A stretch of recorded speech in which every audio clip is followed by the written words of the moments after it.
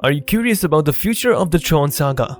Today we're delving into the digital realm as we explore everything we know about Tron Ares. Brace yourself for a journey into the world of neon lights, futuristic grids, and cutting-edge technology. From plot details to the latest updates, join us as we unravel the mysteries behind the highly anticipated Tron Ares.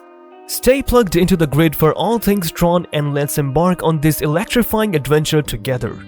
Over 35 years after the original Tron introduced us to the digital realm, can its next chapter still recapture the neon-tinged magic that made it a classic? When Tron first dazzled audiences in 1982, its computer-generated landscapes were groundbreaking and unprecedented. The glowing contours of the grid, the sleek light cycle chase sequences, and the unique digital aesthetics instantly struck a chord and became seminal pop culture touchstones. However, in the decades since CGI effects have become commonplace and pervasive across all media, so when 2010's sequel Tron Legacy aimed to rekindle that technologically driven magic, it fell short despite having the benefits of modern VFX. While featuring some stunning visuals, the world felt derivative rather than novel. The story was lackluster and it failed to recapture the distinctive essence that made the original so special. Now, as Disney attempts to reboot the franchise once more with Tron Ares, the challenge is considerable. Can a return to the grid still feel innovatively immersive in an era where digital environments and cyber aesthetics permeate entertainment? Or will Ares simply come across as a hollow nostalgia play, trading too heavily on the glories of the first film? To assess its chances, examining the peaks and pitfalls of the series so far proves illuminating. The original Tron towered as a visionary marvel because virtual worlds were still largely uncharted territory then. It dazzled with a sense of wonder and creativity that felt ahead of its time. However, Tron Legacy showed how easily future efforts could become derivations rather than innovations if they failed to recapture that creative spark. To stand out from the swollen ranks of CGI spectacles today, Ares needs more than just technical polish. The virtual realm, no matter how stellar its rendering, must be transportive with its singular vibe and visual language. Just as importantly, engaging storytelling and characters will be vital to forge a genuine investment and care for the digitized universe. On the plus side, technological leaps since Legacy provide Ares an opportunity to craft the grid realm with far greater detail and scope. However, utilizing those tools to pave fresh ground instead of retreating will determine its success. If Tron Ares manages to combine an intriguing character-focused story along with innovative world building that provides a mesmerizing new take on the virtual frontier, it may yet recapture that distinctive Tron magic. But it will require moving the franchise forward rather than just basking in nostalgia. Audiences today have seen plenty of digital realms, so a cutting-edge vision and captivating narrative are what can set Ares apart. The potential is there, but execution will be everything. By honoring the pioneering spirit that made the original Tron so envelope-pushing and seminal, Ares can blaze a bold new trail no matter how CGI-saturated today's entertainment landscape may be. What made the original Tron stand out so much in 1982, and does it still hold power today? Part of what made the original Tron so groundbreaking and captivating when it premiered in 1982 was its pioneering use of computer-generated imagery to envision a comprehensive digital world inside a computer system. The innovative visual effects, including the neon-lined landscape of the grid, the glowing tank programs, and the light cycle chase sequences, were cutting-edge for the time.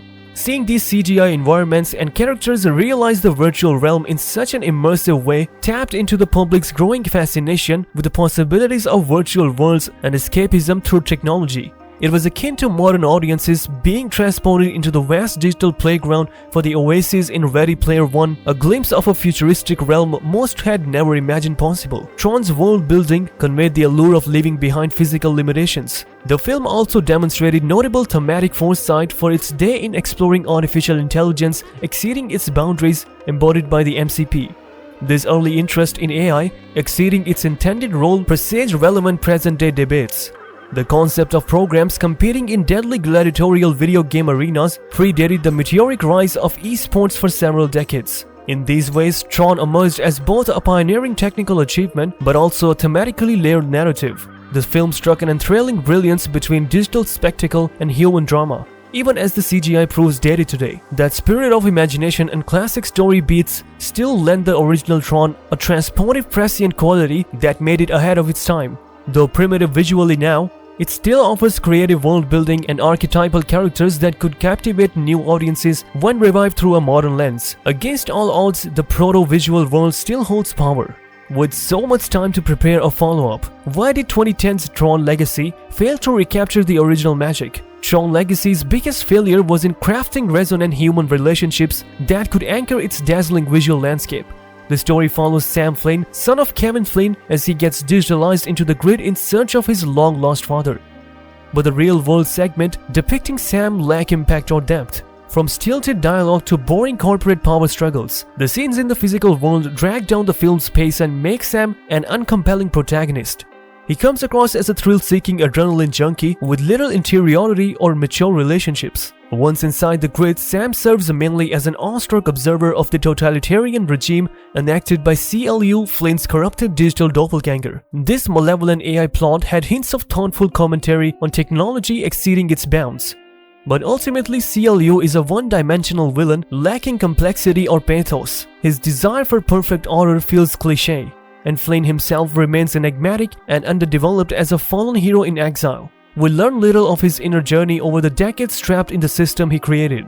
The most engaging relationship Sam forms is with a mysterious, wide-eyed program named Cora, who becomes his guide and ally. Olivia Wilde brings warmth and wit to the role, lighting up her scenes. Yet Cora is ultimately underutilized. After intriguing hints about her deeper connection to Flynn, she ends up relegated to a standard action sidekick role in the climax instead of the emotional center, without layered human relationships to latch onto amidst the creature chaos and gravity-defying acrobatics. Tron Legacy often feels like a cold Technicolor spectacle. The most interesting bond between the two programs, Tesla and Page, receives no satisfying exploration or payoff. Only Flynn's sacrifice at the end carries some poignant weight. For all its impressive visual design, Legacy forgot that creating characters we care about should drive sci-fi epics as much as eye candy. The best digital dreamscapes still need urgent human stakes and drama. Legacy defaulted to flashy set pieces without grounding its virtual reality in lived emotional truth. A dazzling facade alone can't sustain a sequel. The code needs reworking at its core. Can the franchise course correct and find relevance again in 2024? What will it take to succeed? With Ares, Tron Saga aims for a modern revival by returning to its roots. Early reports suggested discarding Legacy's storyline in favor of a direct sequel to the 1982 original. But more recent descriptions instead bill it as a new chapter building on what came before. This implies some linkages to Legacy's characters and world rather than a full reset. Director Garth Davis, known for emotional dramas like Lion, offers hope that relationships and inner journeys will get emphasis over flashy spectacle. Updating the look and feel of the grid presents a major challenge in today's CGI-fatigued era. The neon-accented cyberscapes need a fresh coat of pixels to wow new audiences while retaining franchise DNA. Rumors suggest real-world locales could also factor in more heavily, contrasting the digital realm. Music will also be critical in recapturing Tron's auditory aesthetic in a new form without Daft Punk. From arcade novelty to modern myth, Tron's journey has mirrored the evolution of digital technology itself. The grid's glow seduced a generation, even as follow-ups have lost voltage. Recapturing that technical and emotional magic will demand a delicate balance. The code will need debugging before programs compile a compelling reboot. Much like the residents of the grid, the franchise seeks its reintegration into a foreign world that has changed since its exile. But with care, Tron may rekindle its inner power once again. We'll have to await the glow of the sequel to know if Flynn's legacy still lies the way or it's game over. As we conclude our exhilarating journey through everything we know about the Tron Ares, the digital realm has never seemed more thrilling. If you found this exploration into the futuristic world of Tron as captivating as we did, don't forget to hit the like button and subscribe for more updates on the latest in sci-fi wonders. Your support keeps us energized for more adventures in the digital universe. Share your thoughts and speculations on Tron Ares in the comments and stay tuned for more in-depth dives into the realms of iconic franchises. Until our next trip into the grid, let the Tron legacy live on.